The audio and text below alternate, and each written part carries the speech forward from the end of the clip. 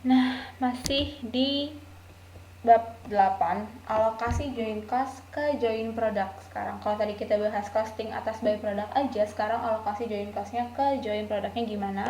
Ada 4 metode. Yang pertama ada market value method. Jadi di sini ada 2 kategori. Yang pertama itu saat join produknya bisa nih dijual di split off point gitu. Dia belum beres tapi dia udah bisa dijual gitu.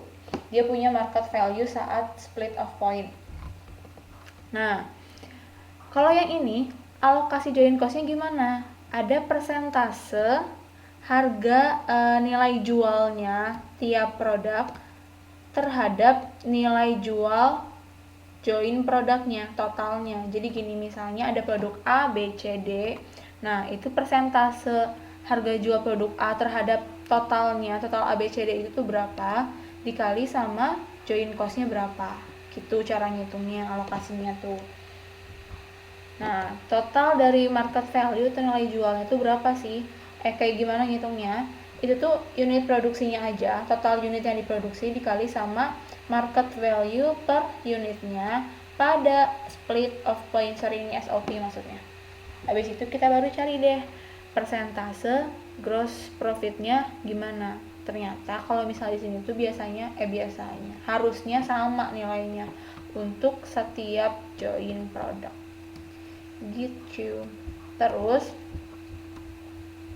kita ke bawah ya. Oke. Jadi kayak gini ceritanya. Terdapat join proses dengan join cost-nya ceritanya 240.000 nih.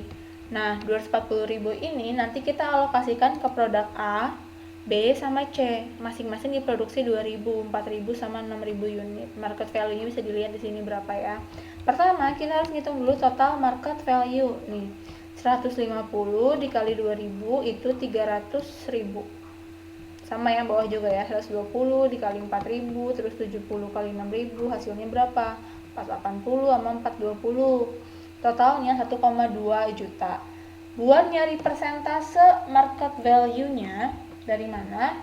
Dari market value produk A dibagi sama total market value 300.000 dibagi sama 1,2 juta, jadi berapa? 25%. Yang bawah sama ya, 480 dibagi 1,2 40%, terus 420 dibagi 1,2 juta jadi 35%, kayak gitu. Nah, untuk alokasinya sendiri kalau udah kita tahu persentasenya, tinggal kita kaliin sama total join cost-nya.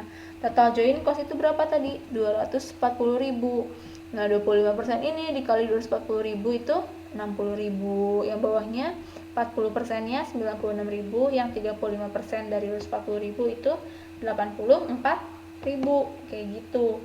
Kalau udah kita tahu nih alokasi join cost-nya, karena di sini kita tahunya production cost-nya ya udah join cost karena dia dijual di split of point. Ingat, dari raw material sampai ke split of point itu dia pakai alokasi join cost, nggak ada separable cost kan kalau sampai split of point-nya.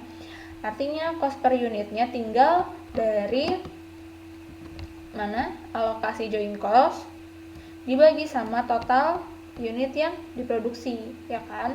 30, yang bawah 96.000 dibagi 4, 24, terus dibagi 4.000, terus 84.000 dibagi 6.000 itu 14. Ketemu tuh cost per unitnya berapa. Oke. Nah, ternyata nggak semua barang tuh terjual gitu, ada ending inventory. Cuma asumsinya di sini karena nggak diketahui inventory awal, berti nggak ada inventory di awal. Artinya semuanya diproduksi sekarang gitu dan lakunya sekarang. Kayak gitu. Sama ya ngitung gross profitnya sekarang kita. Caranya masih sama, salesnya unit yang terjual dikali sama harga pasar, harga jualnya 150 karena kita ngitungnya sales, udah ada gross profit di situ. Nah, sama sebelah-sebelahnya ya. Nah, untuk COGS-nya, ingat kita jual di split of point, artinya kita cuma butuh production cost-nya sebatas join cost aja. Ya kan, alokasi join cost-nya berapa? 60.000 tadi produk A tuh. Tapi nggak semua yang kita keluarin ini, cost ini terjual kan. Nggak semua barang yang tadi kita produksi terjual, ada ending inventory, makanya kita kurangin. Senilai apa?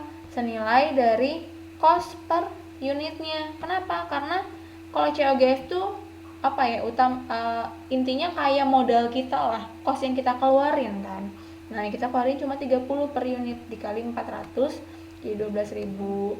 60.000 dikurangin 12.000 jadi 48.000. Oke, berarti gross profitnya berapa? 240 dikurangi sama 48.000 jadi 192. Yang sebelah-sebelahnya juga sama ya caranya.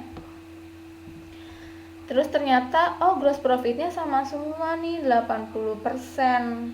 Nah, loh kenapa? Jadi gini ceritanya, karena kita alokasiin itu cuma satu data nih, cuma ini 240.000 join cost, dan pengalokasiannya pun mereka sama berdasarkan persentase total market value-nya. Jadi mereka tuh per market value-nya tuh berapa gitu loh, maksudnya alokasinya proporsinya tuh sama, mereka tuh cuma ada join cost yang dialokasikan berdasarkan persentase market value gitu. Total join cost-nya kita hitung deh, 240.000 kan ya.